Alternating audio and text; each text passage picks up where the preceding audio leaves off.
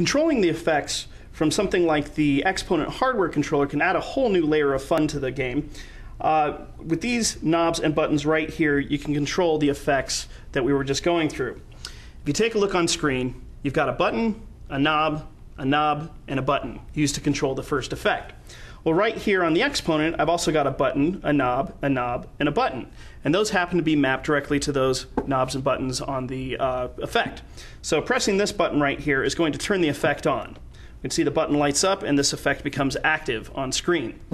This knob is then the wet-dry mix for the effect. This knob controls the parameter, which in the case of the repeat is the repeat size. And then this button right here engages the button which for the repeat is the reseed. So with this music running, I can control the effect from these buttons right here.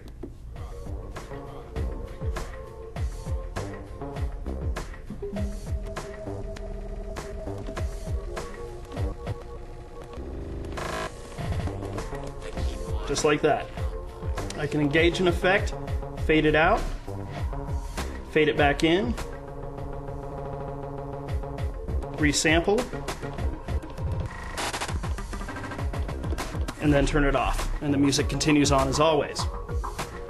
Now if I load a effect into the second slot, like maybe the strobe, these knobs will then control it. So the effect's already on, I can go wet, and I can change the strobe rate. Right like that, and I can even trigger the repeat again.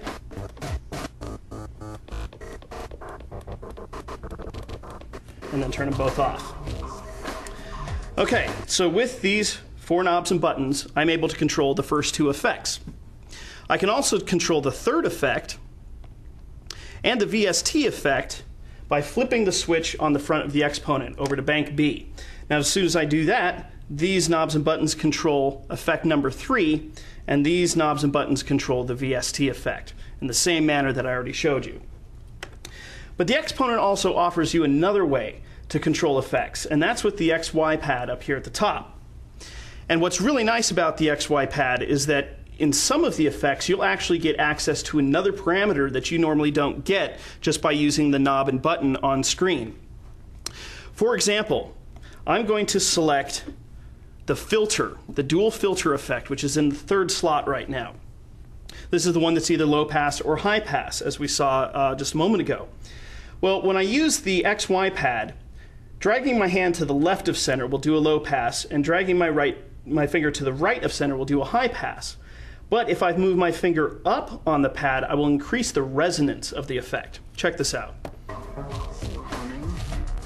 So there's low pass, high pass, but I can do low pass with additional resonance. Or I can do high pass with additional resonance. So that makes for a very expressive effect control right here. Now a couple other of the effects also have a similar kind of deep feature, such as the distortion. Now when I engage the distortion here, I end up overdriving the signal by moving my finger up the pad, but I can also low pass the signal to kind of make it a more dull sound by moving my finger to the right.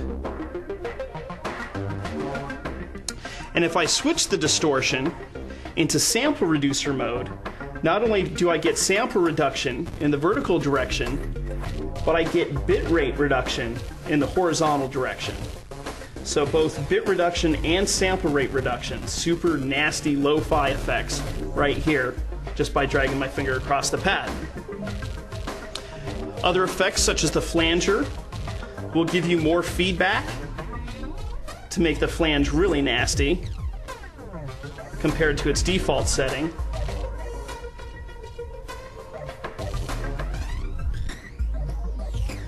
And the phaser works the same way. And finally, you can still use the XY pad to control traditional effects like the repeat. As soon as I touch the pad, I'll start getting repeat. And then right and left is the repeat size, where up and down is the wet and dry mix.